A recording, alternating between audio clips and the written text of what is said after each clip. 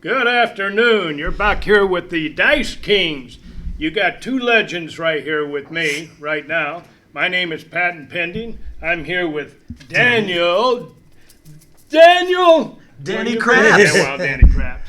And of course, we got Jimmy Cheese here. Man, I tell you, two legends of Las Vegas. Unbelievable. One of the finest Italian crap dealers since Leonardo da Vinci.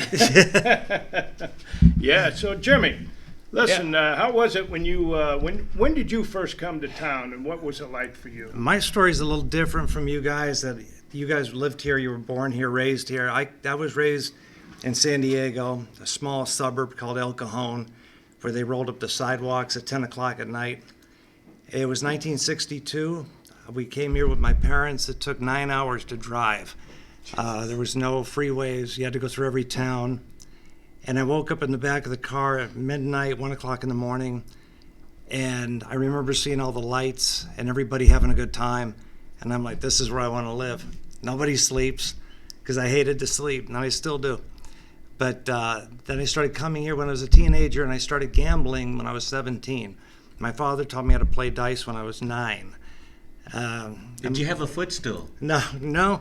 My dad was what we call a flea. They had 25-cent craps. I think you mentioned it one time, and that's what my dad played. He was not a big gambler, but he loved shooting dice.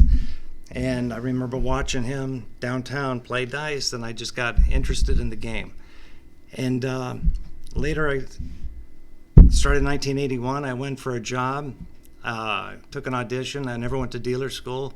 I got hired. And this business had been so fortunate for me because I landed tremendous jobs in a short time without knowing anybody. But it was a double-edged sword because I was put into a situation where I met people that started dealing in 1960. And there's some real old-timers, and the stories I heard from them, a lot of it was overwhelming for a kid from a sleepy town. So It rolled up at 10 o'clock. So Jimmy, explain when you said a flea. What does that entail? What do you mean by a flea? Somebody that bets the minimum. Somebody that looks for the cheapest the cheapest room rate. I remember coming to Vegas, and any flea joint you could see downtown, I probably stayed in it when I was a teenager, because that's where my parents stayed. Because if the room was over $25, my dad wasn't going to spend the money. Well, that was a lot of money back then. Yeah. It was. Did you ever have cockroach rages in the room? I'm when you sure went we around the did. bed? Flick the light off. Yeah. Flushed the toilet and said, I hit a royal flush. Yeah, that's pretty interesting. So where did you first break in at? At the California Club. Oh, that's where I broke in at. Well, that was 81, and the thing that was amazing to me is back then it wasn't, there was no HR, and it was like an unwritten rule that if you asked a girl out and she said no, you let it go. You didn't pursue it, and she didn't have to report you. She, or if you were a problem, she would tell the shift boss, and he would handle it. And there was never any problems. But now you can't say hi to anybody. You can't go ahead and hug anybody at work. There's a whole different game. But I just remember working at the California Club for probably about a month, and this cute 21 dealer, I said, what you doing after work? And she said nothing. There was a place called Spring Fever that we talked about. Oh, my. I said, you want to go? And she said, sure. And I'm like, it's that easy. You go to Vegas, you ask a girl to go to a place with a jacuzzi, and she says yes. It was $20 for an hour. I know, my picture was up there. And when I got there, they turned on the lights around the picture. $20, a jacuzzi, and some kind of bed, cot. And of course, and a shower. Don't look at the floating things in the jacuzzi. Just focus on what you're doing. Boulder Highway and Sahara. Yeah. I remember that well. That was a very interesting place. Very interesting. And then later, Danny, do you remember why they ended up shutting it down? Yeah, because the guy was a peeping Tom. Yes. He was watching people do things that they did at Barnum and Bailey's circus. Yes. They were filming it, from what I understand. Unnatural acts. And sending it overseas. I should go look for my movie. Yeah. Well, geez, I don't know if there was an end, but there was a beginning. Yeah, that was quite the place. Yeah, I forgot about that place. There's a lot of them that resting places. How about, do you remember the Playpen Apartments that were off Sierra Vista? No. That's where all the showgirls lived, and there was a pool that was enclosed. And I remember going there with the showgirl lived there, and there was all these other showgirls, and they were all nude. And they said, "Take off your bathing suit." I said, "I don't know. I'm shy all of a sudden. Four girls, naked girls." I was trying to, look at their eyes, but my head was so big it kept going down. I had to pull it back up. Oh. Yeah, they had some spots out here. So, where was your first? After your first dealing downtown, where'd you end up going after that? How long was you downtown? I was downtown a year, and there was a place called the Silver Slipper. Silver Slipper was owned by Summa Corporation, which owned the Castaways, the Desert Inn, the Sands, and the Frontier. And it was all one big family, but the Castaways and the Silver Slipper they were considered 90-day jobs. So what it was, you would work there, and after 90 days, it would let you go. So that way they didn't have to pay insurance. And I got hired at the Silver Slipper, and I was on Graveyard, which is Graveyard is always a very tight group because there's not as many. So we would go to pool parties with everybody. We'd play poker with the shift boss. And on my 90th day, I says, did I make it? And he goes, "Oh yeah, you don't worry about it." So I was there about a year. I met my wife, and one of us had to get another job because they didn't let us married couples work together. So she wasn't going to go on her own and try to get a job. She was happy. So I went around trying to find a job. I went to the Imperial Palace. I went to the Continental, which were all dumps, and nobody was hiring. And when finally I went back to the Imperial Palace, and it was summertime, I was hot. I said, "Look, if you're hiring," and the guy said, "How long you been dealing?" I said, 2 years. He said, "All right, well, we don't have a game right now, but go ahead and take this paperwork upstairs and you're hired." And I'll never forget, it was my first table for table job, which means you just split the tips 4 ways, and we made $12. And I got off work and I went over to where my wife works. I says, "We did $12," and she goes, "That's a good job. Hang on to it." So How much was the McDonald's hamburger? 19 cents, and the fries were 13. Oh, you had money yeah, we're left doing over. good. So then I was there 6 months, and a strange chain of events happened with me selling a car to a guy who was a floorman at Caesar's Palace, and he also sold insurance. I started buying insurance from the guy, and then he introduced me to some people, and I wound up being the right place at the right time. People took a liking to me, and next thing I know, I'm taking an audition at Caesar's Palace after just dealing 2.5 years. And that's where things really changed, because I remember when I first started dealing, it was always like Patton said, you want to have good hands. You want to be able to cut checks and be able to handle a game. So I practiced having good hands. And I thought, well, I'm going to go look at other dealers. So I went to the Horseshoe. And at the time, horseshoe dealers were considered very good because they were usually guys that had been around for years, and because they were alcoholics or gamblers, they lost jobs. They always wound up with a job at the Horseshoe. So I watched this one guy deal, and his hands never moved. He ran the checks down, and it was like ice.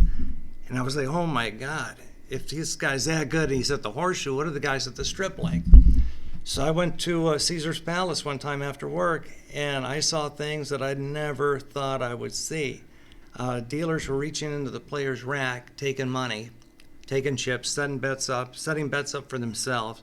The player didn't seem to mind. He was talking to a host, and it was just a free-for-all with chips all over the place. And I was like, I would see people like to just take chips and throw them, to players, and there was no like procedure that you're supposed to have when you start dealing.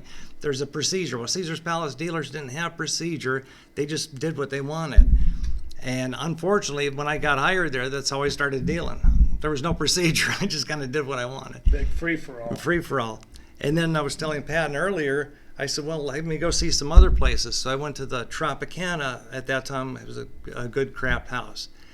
And there was this big, like 300 or 400 pound guy, glasses, and the number hit. He picked up 2 stacks of chips and started looking at them with his glass. He couldn't see the chips.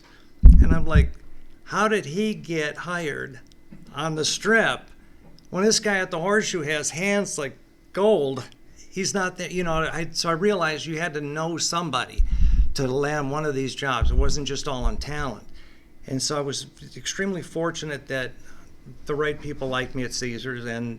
But like I said, I was thrown in with a bunch of old timers from Steubenville, from New York, Philadelphia, and like I said, again, I'm from a little town, so it was different. You just had to learn to, you know, keep your mouth shut and act like you knew what you were doing. Head down, butt up. That's the way it was. Well, Jimmy's talking about Caesars. We worked there together for many, many years. And I recall when I got juiced in. They had the first ever extra board in 1977, and there was 4 other guys: Jacques Ungaro, Carlo Domingo, David Stoica, and one other guy, I can't remember who he was. And my dad told me, when you got the job, make sure, let them know that you can deal. I'd been dealing 4 years.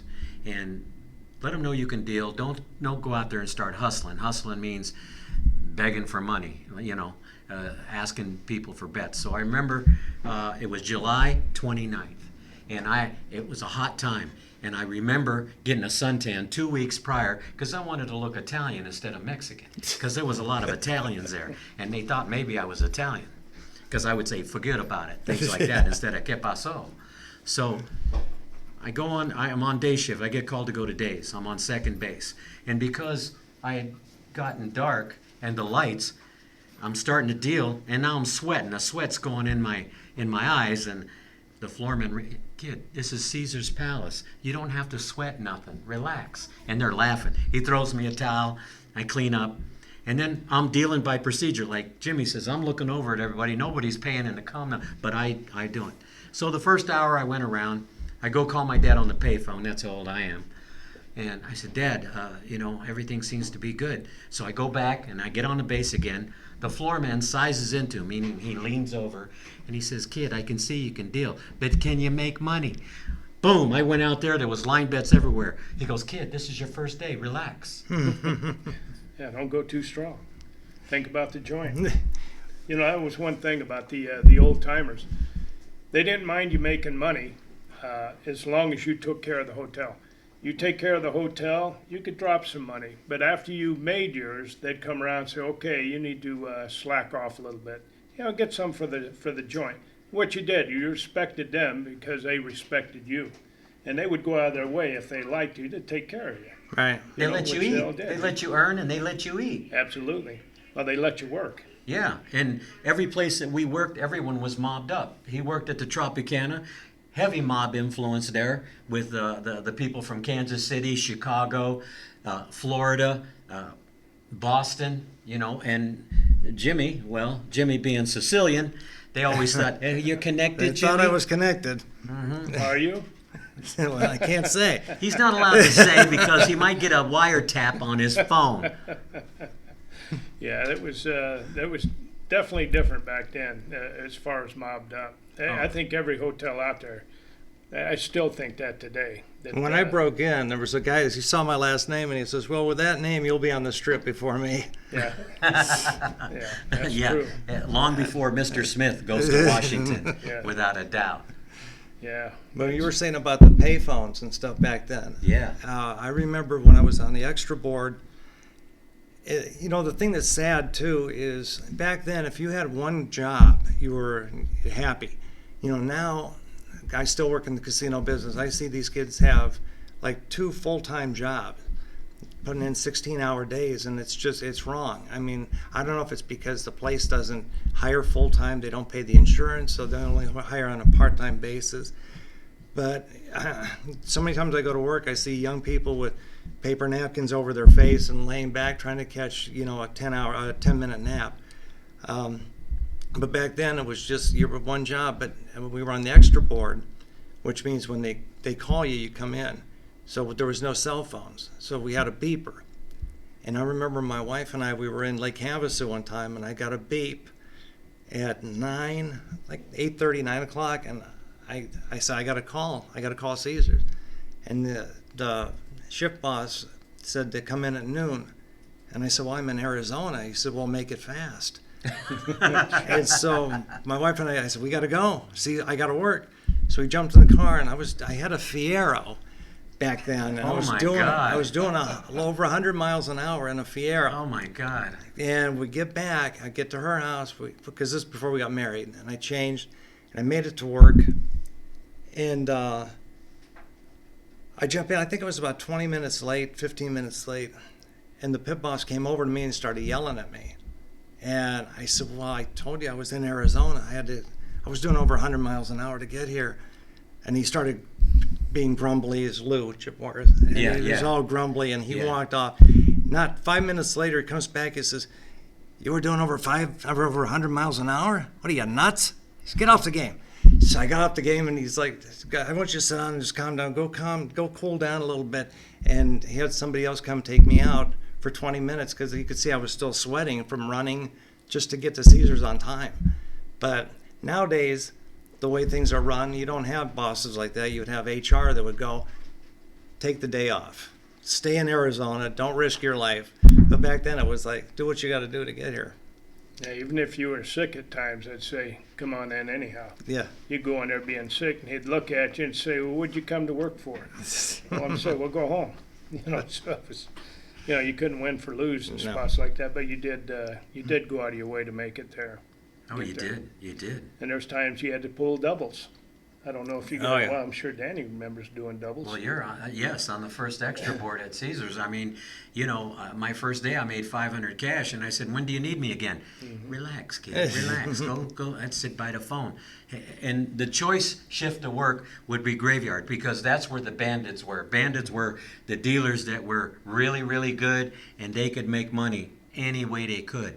And I remember, you didn't get on graveyard very much, but I got on graveyard, and I was working with Carmen Carmona, Big Al, the player's pal, and Ray Carter. Well, when you work with Ray Carter, and I don't mean Carter's liver pills either, this guy made money. And if the players didn't bet for him, he reached right in and he said, put $100 down on the line for me right now. And they go, sure, Ray, sure. I'm making you money. So, I need to eat too. And so I remember my first score, we made $1,500 apiece, and I was like as happy. I was so happy. And when I got off, they were all upset. We should have made $5,000 apiece. Well, I didn't know that some of them had bad habits. They went out and gambled. They skied without any skis on the snow, if you know what I mean. And of course, the women were always involved naturally. You mentioned Ray Carter. Yes. I stayed in touch with a bunch of the guys. They're in their 80s now, but I see them once a week. We go to lunch. And in fact, tomorrow we're going to Nora's Kitchen. But Well, that's a good spot. I love what it. an Italian place that is. So Nora's this guy's Kitchen. 86 years old, and he says when he first started at Caesars, he worked with this Ray Carter. And a guy was drunk, and he came up to the game with a bunch of black chips. And he looks and he says, Ray, teach me how to play this game. And Ray goes, oh, no problem. So puts 100 on the line. He says, give me six black chips. He puts all the numbers. Well, if a 5 rolls, it pays $140. Ray gave the player $40. He gave the 100 to the dealers. And my friend was on the stick. He said he had $6,000 in his pockets when he got off the stick. He thought for sure we're going to get fired. But Ray Carter had a lot of juice, they call a lot of connections. But he was basically just robbing the player blind. And the player goes, how we doing, Ray? He says, fine, you got chips, don't you? Just keep playing. He just kept He's absolutely right. giving the black chips to the dealers. He Yeah. gave the guy the change. Yeah. So anyway, that's the kind of guy he was. And he mentioned another guy named Carmen. He was the best. He would go in early and see if his players were there and send flowers to the rooms. I've heard stories back then that if you went to the Caesars and it was dead, there'd be one game going. It was usually Carmen's game because he had players. I had the fortune to work with a dealer that a lot of people didn't like because he was kind of a slob, but he had clients, he called them. And if there were players who were bet for him, he would get their addresses and their birthdays. And his wife was like a secretary. She sent him birthday cards, Christmas cards. And when you worked on his crew, you had players who would come looking for you. We got taken to dinner by several of his players, and it was just, for a young 28-year-old kid, it was great. You mean the Irish Bandit? Yes. Yeah, Jerry McGarry. We can say his name because he's lives in a little round dome home somewhere. I don't know. He's out there, way out there. But yeah, Jerry McGarry had even cards made up. It said, Irish Jerry McGarry, come see me at Caesar's Palace. He passed out the cards.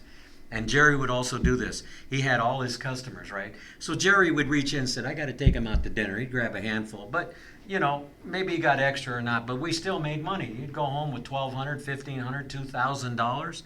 And Jerry would take the guy out to dinner because we all had girlfriends, wives, all kinds of stuff. So we didn't have time. And he would go out there and take them to dinner and stuff or whatever. And the players loved him. And Jerry used to wear false teeth. Sometimes his false teeth would fall onto the layout. Or he would take them out and put them in his pocket. Yeah. I've seen that. But yeah, I worked with Jerry. Jerry also, his car was a total mess. He had cigarette butts, garbage all over his car.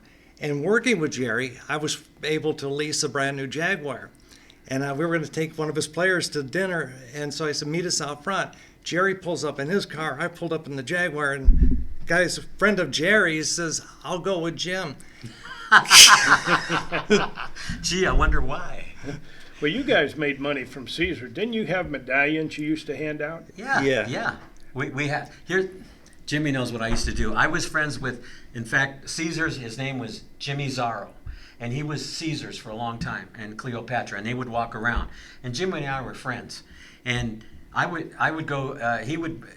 I'd pick out a real pretty girl or something, and because that was a good gimmick to bring on all the guys. The guys didn't understand. Someone said, Danny's always bringing in the girls. Yeah, but where there's girls, there's guys. And they all want to show how big their bankroll is, if you know what I mean. So he would say, I'd say, Jimmy, Aphrodite's on my table. And he'd say, Caesar's has seen the beauty, Aphrodite.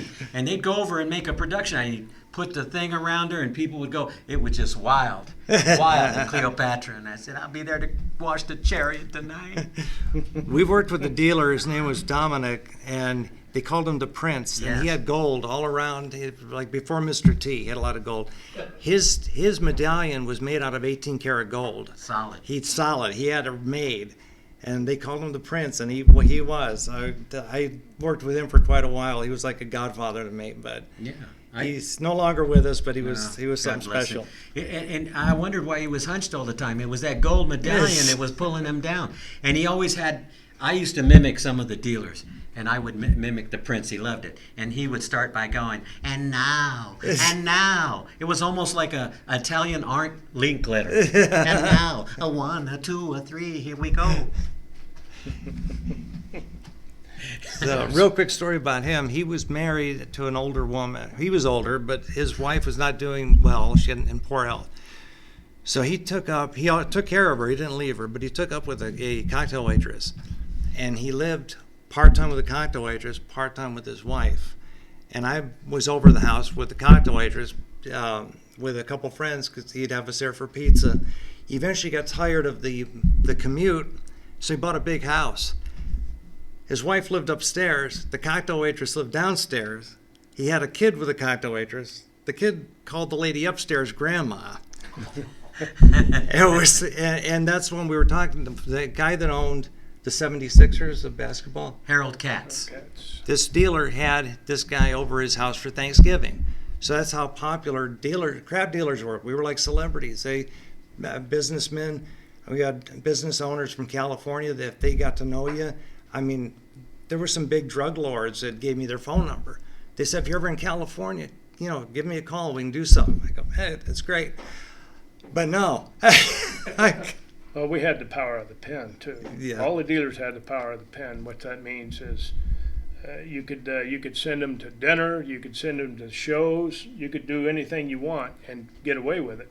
As long as they come back to Jimmy's you. right. I remember. You remember at that time the biggest divorce lawyer in Beverly Hills. His first name was Manley. You know the last name. Yeah. And I remember he said, Danny, when you're in Beverly Hills, come and see me. So he said, come and stay. So I was in Beverly Hills looking around, had a pocket full of money, and so went and looked around. Called him up. He said, yeah, come on over. He lived in a mansion. The guest house was 5,000 square feet. It was stocked like you was a high roller at Caesars. It had everything in it. And we went to dinner at, I don't know, it was a famous restaurant. I mean, I saw celebrities there, and I'm looking around. He said, how do you like the food? I go, man, this beats KFC anytime. Because he thought I was funny. And we knew his daughters and his wife, and we knew the dog, and we knew everything, And it was just a wonderful thing. The people like to have Caesar's Palace crap dealers around. You were like a mini celebrity. Like, first things people would ask you is like, what's it like to be a crap dealer at Caesar's Palace? Who have you dealt to? Well, I remember this one time I went to work, and I'm dealing to Annette Funicello and Dorothy Lamour. I mean, everyone knows who Annette Funicello was. She was on the Mickey Mouse Club, and I did all of those 60s movies, Beach Blanket Bingo and beyond. And then Dorothy Lamour did all the movies with Bob Hope and Bing Crosby, The Road to Morocco and all that. And all they did was drink coffee, smoke cigarettes, and shoot craps and talk about the old days. And I would always say when Annette was going to shoot, I'd say, Mickey. I remember dealing to Richard Pryor, and when I was on the stick, the dice would roll. He wouldn't look at the dice; he would just look at your face, and he would tell if he'd throw a winner or a loser. And but he was a nice guy. I taught Jim Belushi how to play dice. There was just really some wonderful sports people and celebrities, and there were some really bad ones. That's for a later show. We could tell you who's good and who's evil. Oh yeah, we had a lot of fun times. I remember going out to California. A lady invited me out and had a crap table set up just for me because of my birthday, and she had like 500 people at this party. She was a big horse rancher. Man, that was unbelievable. And so all I was there is to actually teach the people how to play the game, and we just had a blast. And boy, did I get drunk. Sure had a good time, though. What kind of spread was there on the food department? A big spread. A big spread. Oh, my. He dressed, Ponderosa size? He forgot. had some walking around that had big spreads. Oh, my goodness. Yeah, it was wonderful. Very, very nice. Yeah, so we did get to meet a lot of big people. Real quick, guys, I just want to thank you for having me and for doing this, because I've known, like I said, I've met dealers that are unfortunately now are in their 80s, and they have some great stories. We got to realize in the 60s when these guys were working in the casino, there were no women dealers. None. So the debauchery was unbelievable, and I've got more stories to share about that if you ever want to hear them. The conversation was like a porn movie without the actual act. Yeah, we didn't have women back when I started. There was no women. There were very few blacks. Very few. Oh, yeah. Just wasn't that. But see, the celebrities back then felt comfortable because there wasn't people holding up cell phones and all of a sudden it's posted on social media. There was none of that. They could walk around freely. They could talk. I mean, I remember George Papard coming up to the game, and he was a sweetheart. And he was also George, which means he was very generous to the dealers. He couldn't do enough for you. I mean, it was unbelievable. Wait till we talk about Jimmy Chagra. That's another time, folks. We can't spill the beans on just one show. This is going to take years. I'll be bald by the time I'm finished, and you can call me Slick. Yeah, he was a big player, Jimmy Chagra. All right, guys. Thank you for having me. Give me a shout if you want me to come back sometime. Oh, absolutely. You kidding me? All right. I want to give a shout out to the general store downtown too. Not only the general store, hey, hopefully our good friend and hopefully our BFF, Jimmy Kimmel, who's a Vegas boy. Jimmy, if you're watching, like if you go to the bathroom or something and you got nothing to do, look at the Dice Kings. Because we deal with craps. Jimmy Kimmel, call us. I got something for you. Yeah, he does too. I do. Something that nobody has. All right. All right. Have a good day. Have a good day. See ya. Thank you for watching. If my ex-girlfriend watching, I never liked you.